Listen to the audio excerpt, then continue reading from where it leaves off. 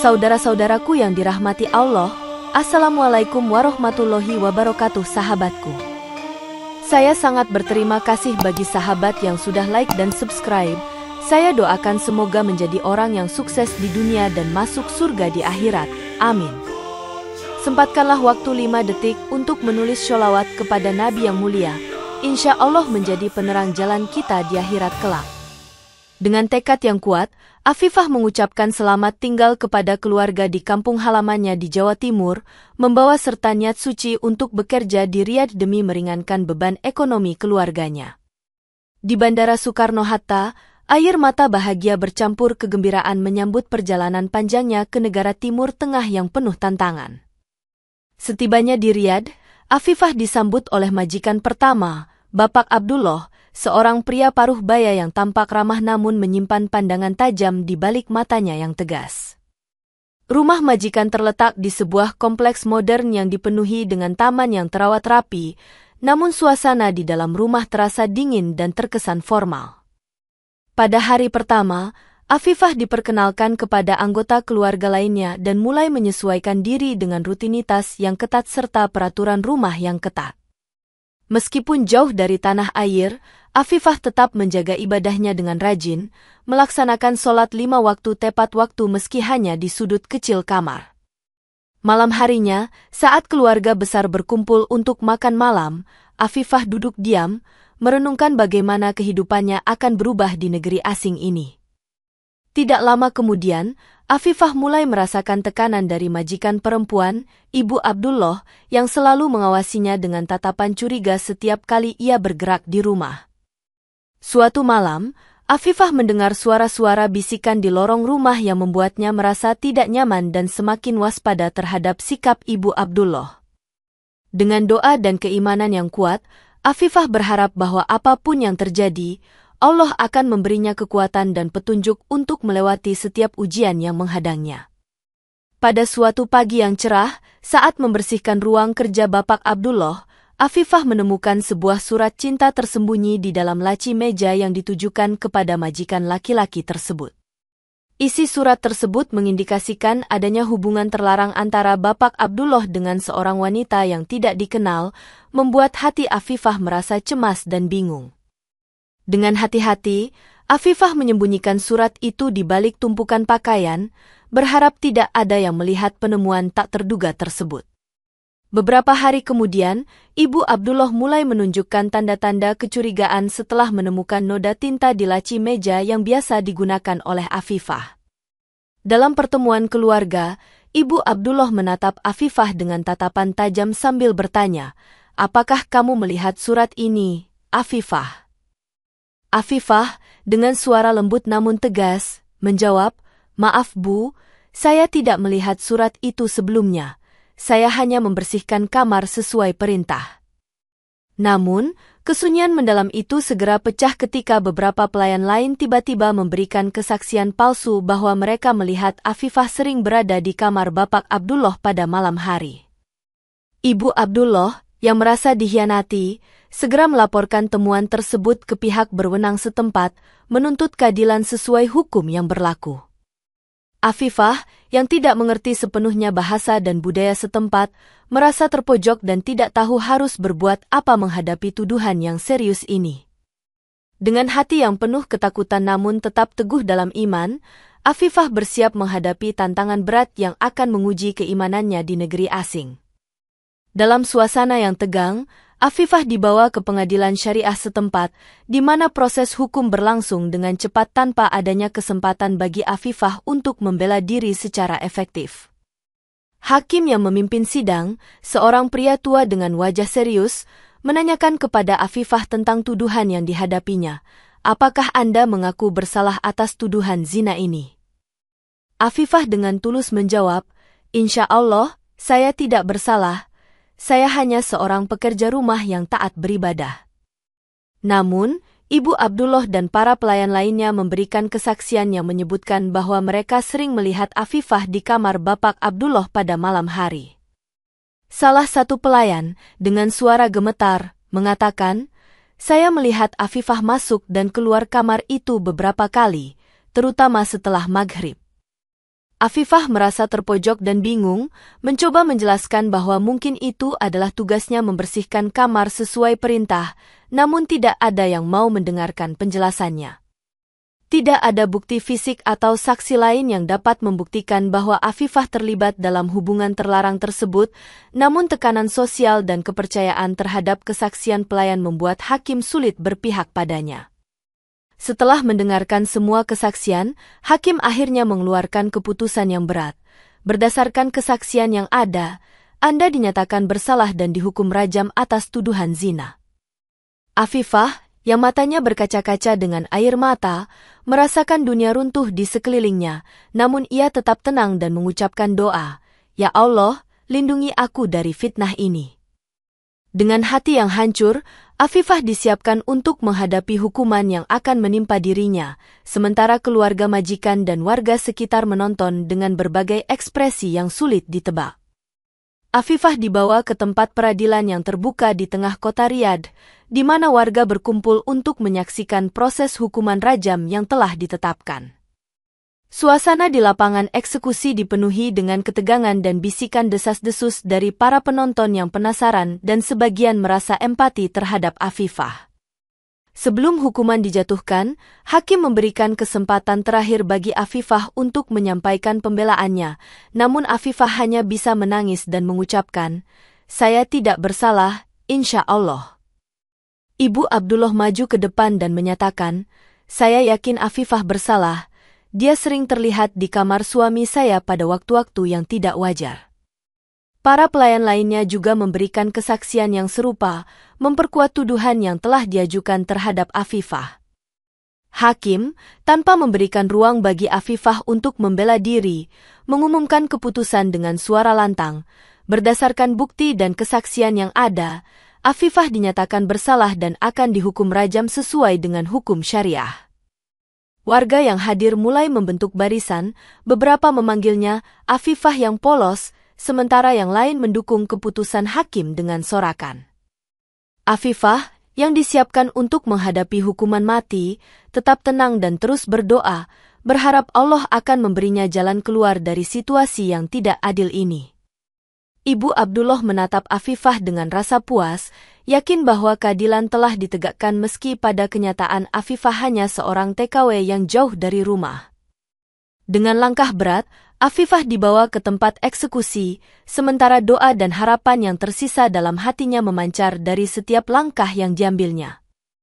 Pagi hari sebelum eksekusi, Afifah dibawa ke tempat yang telah disiapkan, di mana sekelompok warga telah berkumpul untuk menyaksikan hukuman rajam yang akan dijatuhkan. Algojo, seorang pria kuat dengan wajah yang keras, memegang batu rajam yang telah disiapkan, sementara orang-orang di sekitar mulai membisikkan doa-doa untuk Afifah.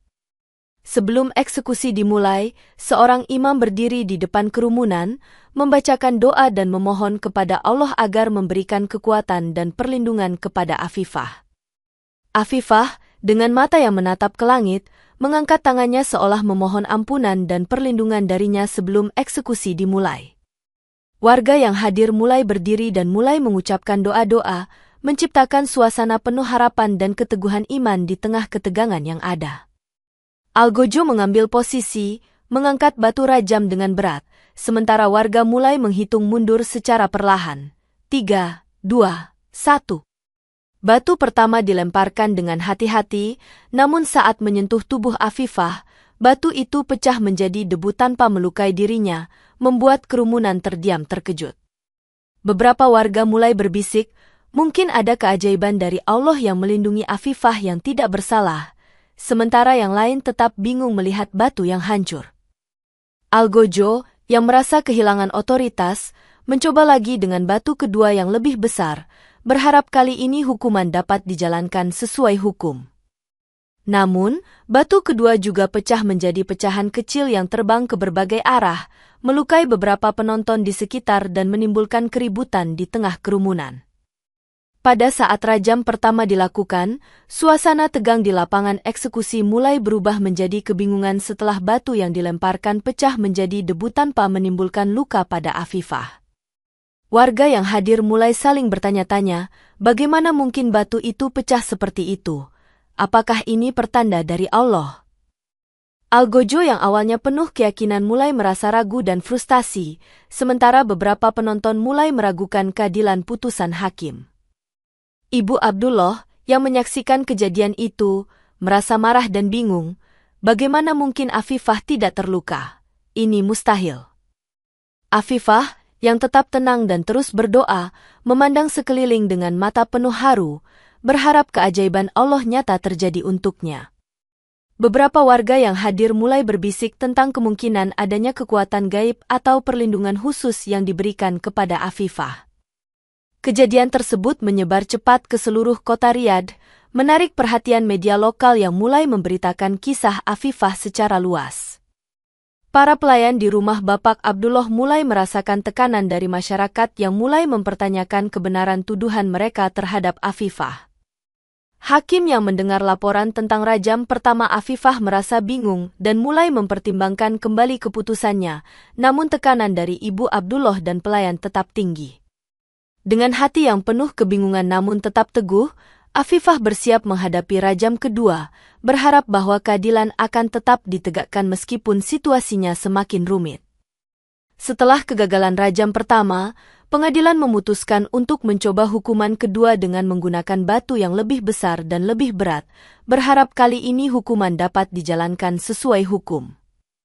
Algojo yang berbeda dan lebih berpengalaman dipanggil untuk melakukan rajam kedua, sementara warga yang hadir menahan napas menunggu hasilnya.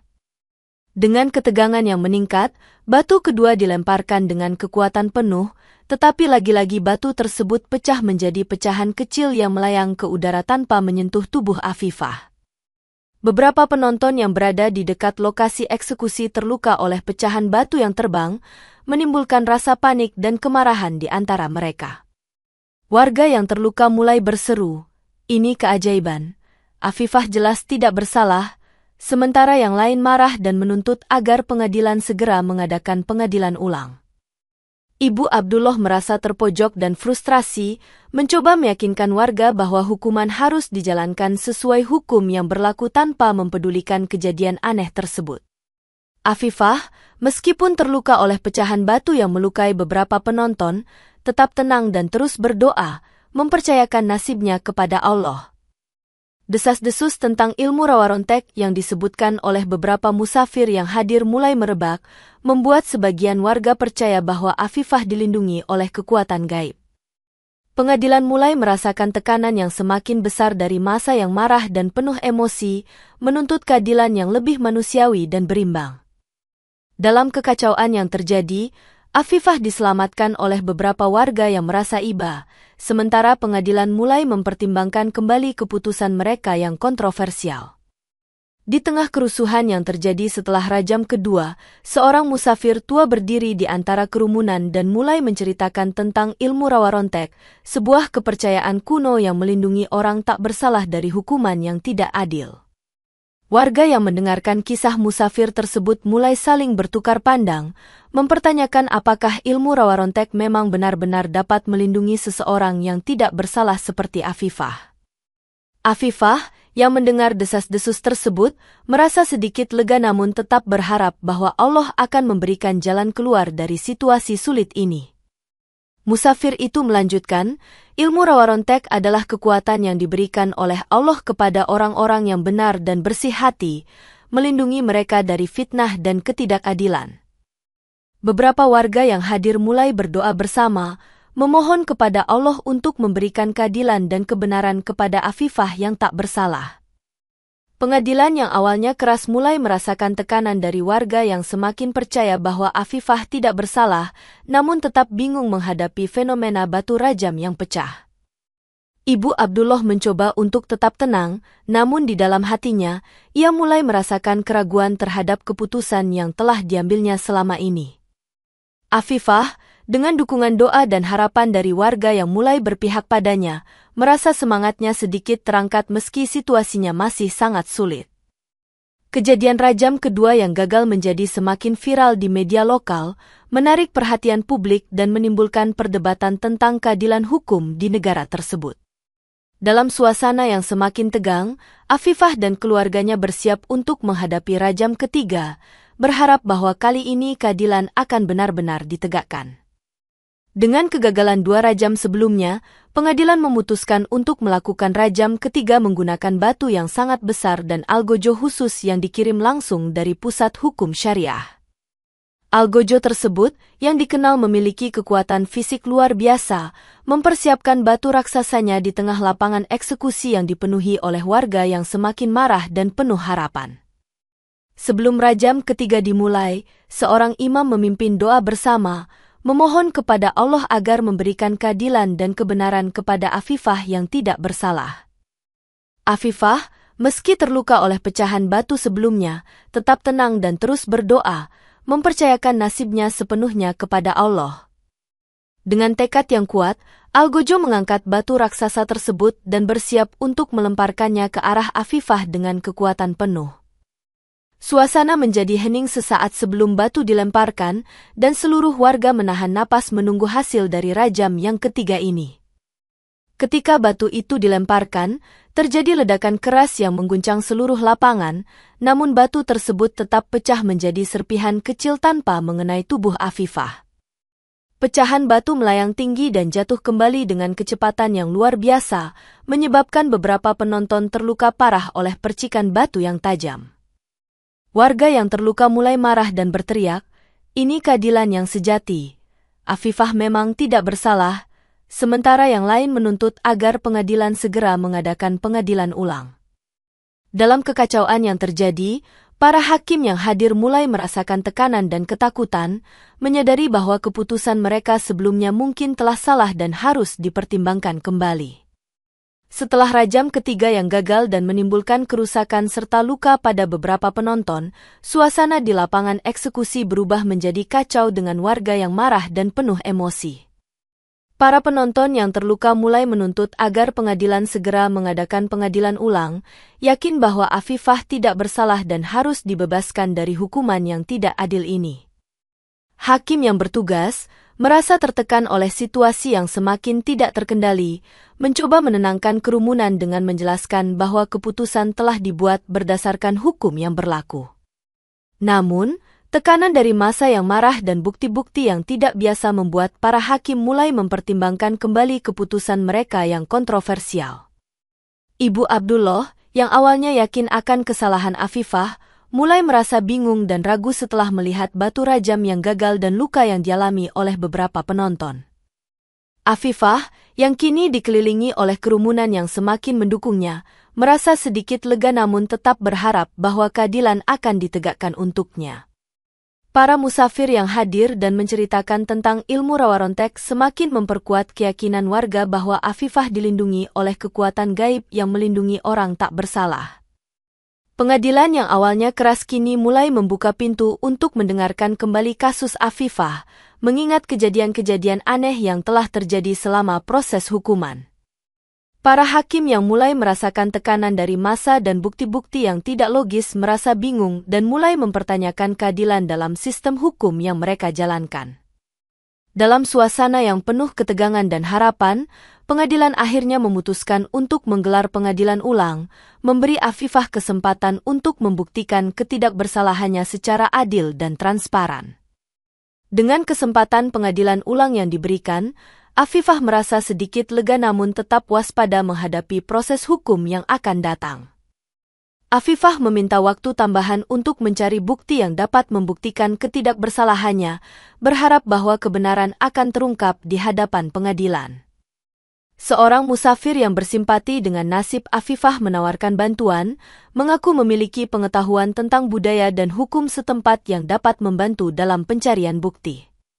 Bersama musafir tersebut, Afifah mulai menelusuri jejak bukti yang mungkin dapat membuktikan bahwa surat cinta yang ditemukan sebelumnya adalah bukti rekayasa oleh majikan perempuan.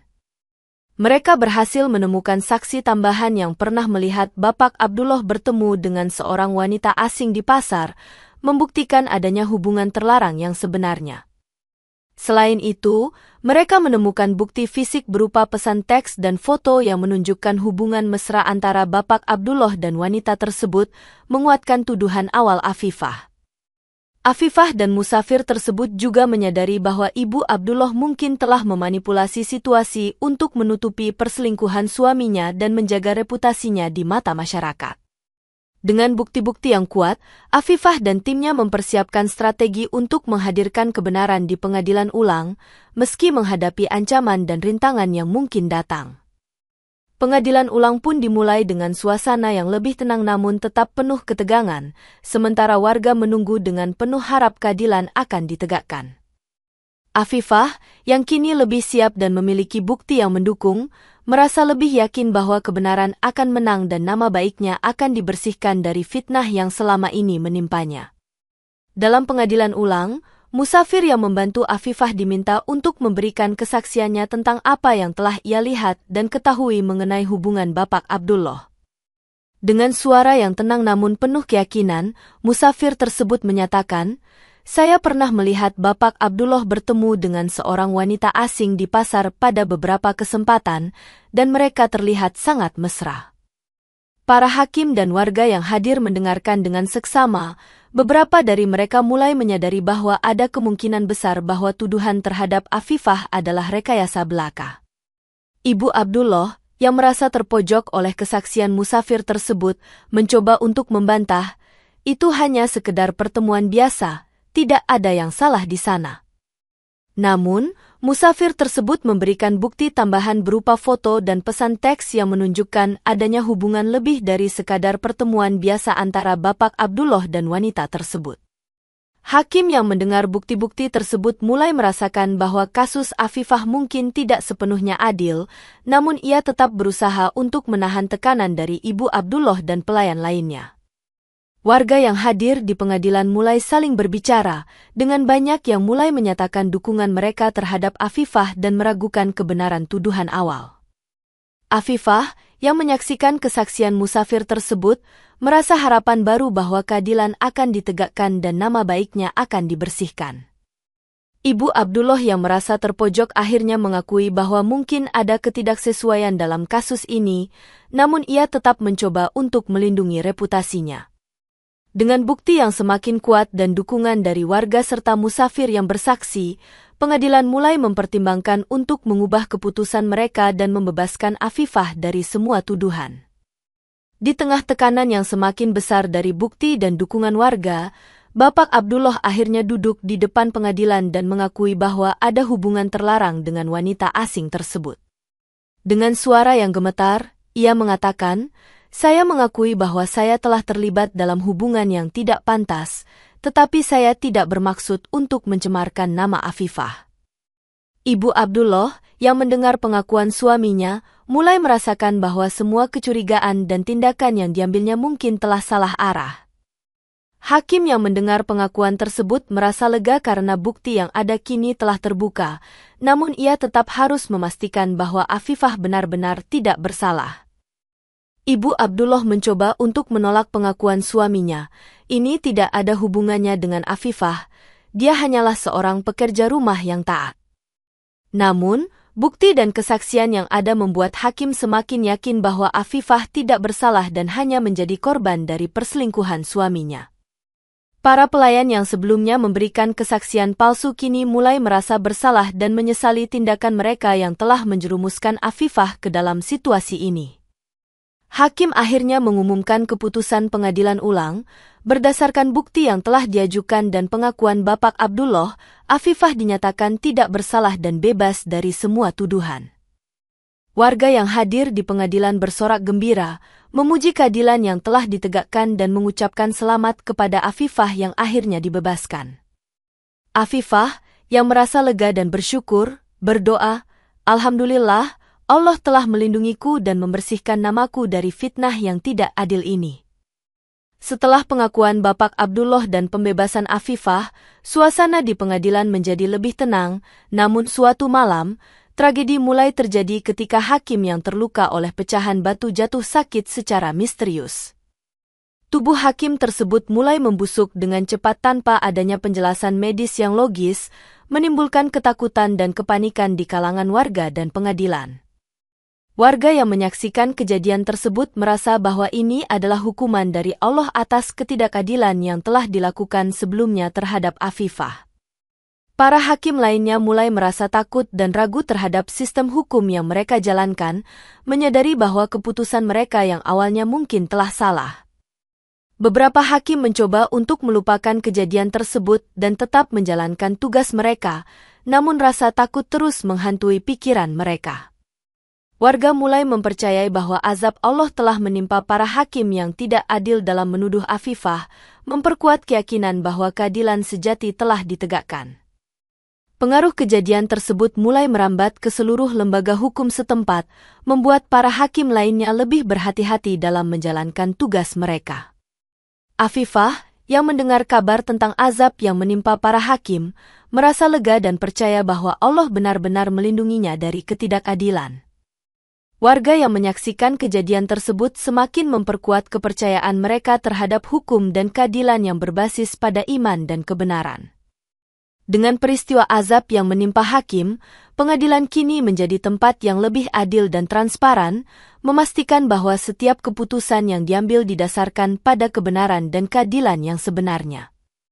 Mendengar tentang kerusuhan dan kejanggalan yang terjadi di pengadilan setempat, Raja Riyadh memutuskan untuk turun tangan secara langsung untuk memastikan keadilan ditegakkan di negeri tersebut.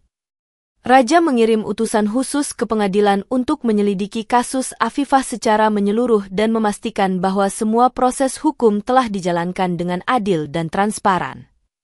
Dalam kunjungan resmi, Raja mengadakan pertemuan dengan Afifah dan musafir yang membantu membuktikan ketidakbersalahannya, menyatakan, "Kami akan memastikan bahwa keadilan yang sejati ditegakkan di sini."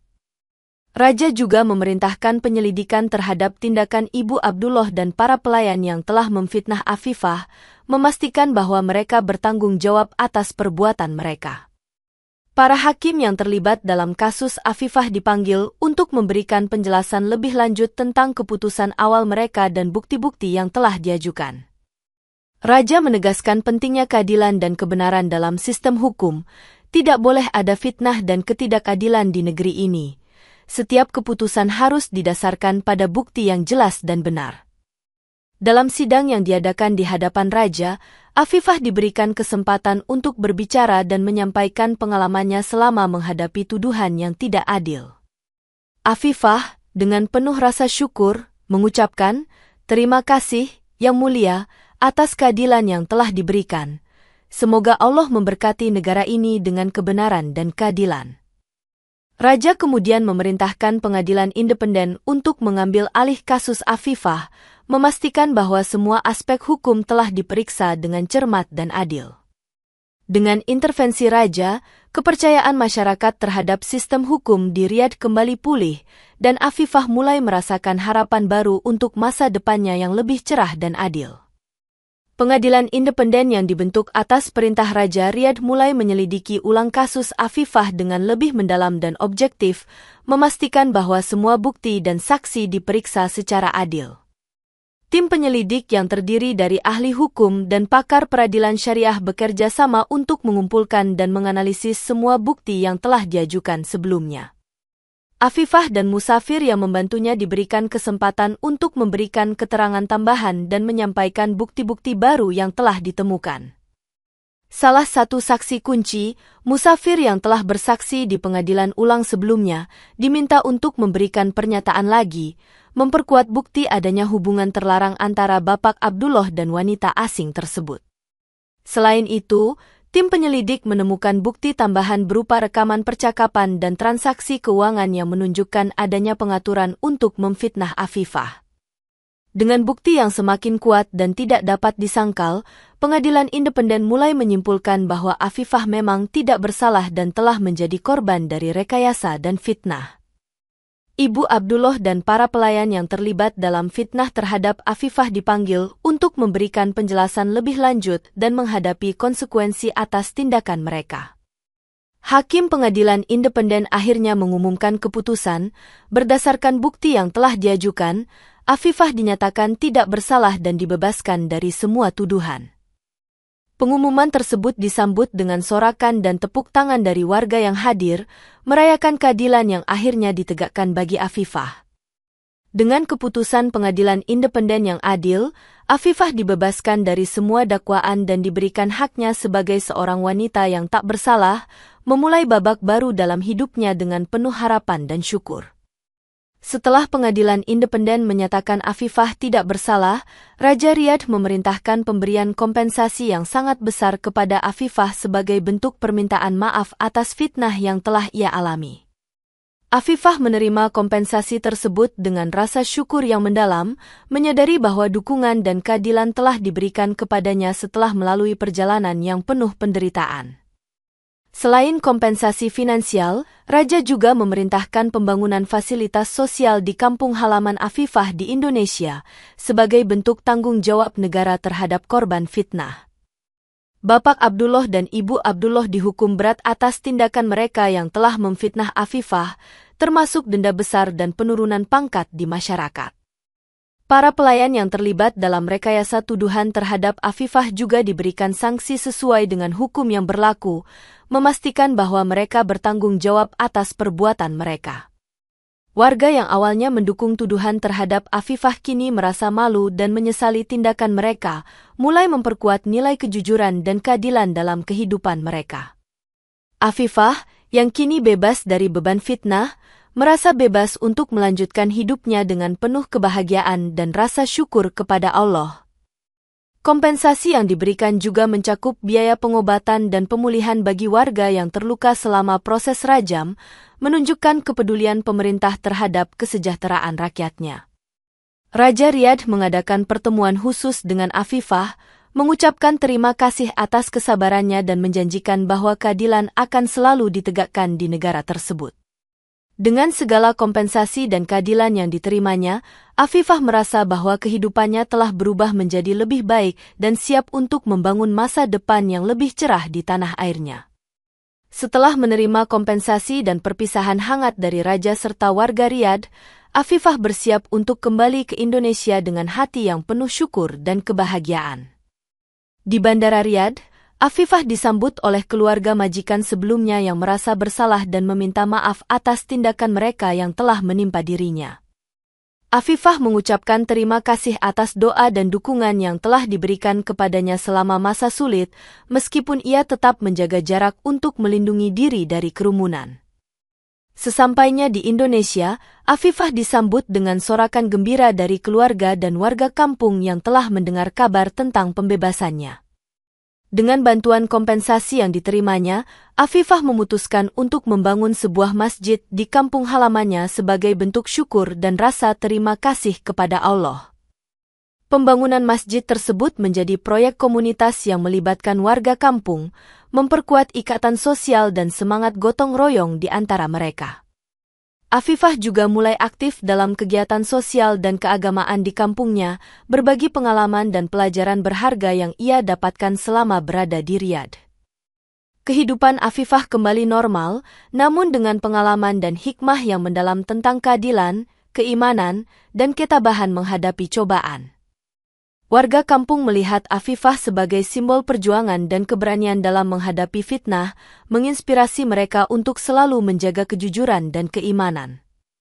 Dengan hati yang tenang dan penuh rasa syukur, Afifah melanjutkan hidupnya dengan damai, terus beribadah, dan menolong sesama sebagai bentuk pengabdian kepada Sang Pencipta.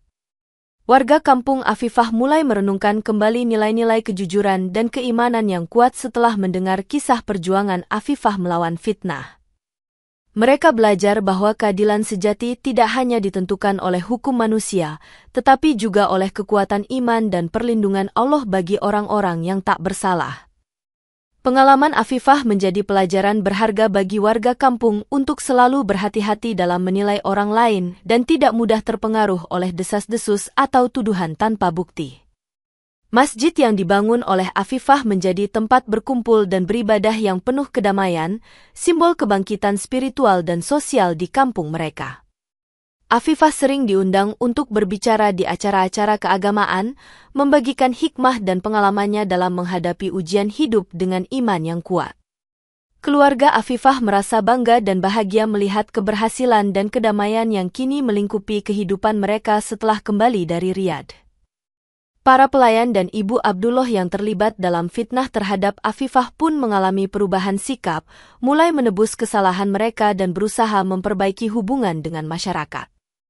Hikmah dari kejadian tersebut mengajarkan bahwa ketidakadilan dan fitnah tidak akan bertahan lama jika dilawan dengan iman, kejujuran, dan dukungan komunitas yang kuat. Warga kampung semakin memperkuat ikatan sosial dan keagamaan mereka, menyadari bahwa bersama-sama mereka dapat menghadapi segala tantangan dengan lebih baik. Afifah, yang kini dihormati dan dicintai oleh semua orang di kampungnya, merasa bahwa segala ujian yang telah ia lewati telah membentuknya menjadi pribadi yang lebih kuat dan bijaksana. Meskipun telah dibebaskan dan mendapatkan keadilan, Afifah tetap merasa iba dan berdoa agar semua yang terlibat dalam fitnahnya mendapatkan ampunan dari Allah. Ia sering menyempatkan diri untuk berdoa di masjid yang ia bangun, memohon kepada Allah agar memberkati mereka yang telah salah menuduhnya dan memperbaiki hati mereka. Afifah percaya bahwa hanya Allah yang mengetahui niat dan kebenaran setiap individu, dan ia berharap bahwa mereka yang telah melakukan kesalahan akan mendapatkan petunjuk dan pengampunan. Dalam setiap doa, Afifah mengingatkan dirinya sendiri dan orang lain tentang pentingnya kejujuran, keimanan, dan kasih sayang dalam kehidupan sehari-hari. Ia juga aktif dalam kegiatan amal, membantu mereka yang membutuhkan dan mendukung upaya perdamaian dan keadilan di komunitasnya. Afifah menjadi panutan bagi banyak orang, menunjukkan bahwa ketabahan dan iman yang kuat dapat mengatasi segala rintangan dan ujian hidup. Keluarga dan teman-temannya mendukung sepenuhnya perjalanan hidup Afifah, memastikan bahwa ia selalu merasa dicintai dan dihargai oleh mereka. Afifah sering mengajak warga kampung untuk bersama-sama berdoa dan beribadah, memperkuat ikatan spiritual dan sosial di antara mereka. Dengan segala pengalaman dan hikmah yang ia dapatkan, Afifah melanjutkan hidupnya dengan penuh rasa syukur, terus beribadah, dan menolong sesama sebagai bentuk pengabdian kepada Sang Pencipta. Akhirnya, Afifah menyadari bahwa setiap ujian yang ia alami telah membentuknya menjadi pribadi yang lebih baik, dan ia berjanji untuk selalu menjaga iman dan integritasnya dalam setiap langkah kehidupan.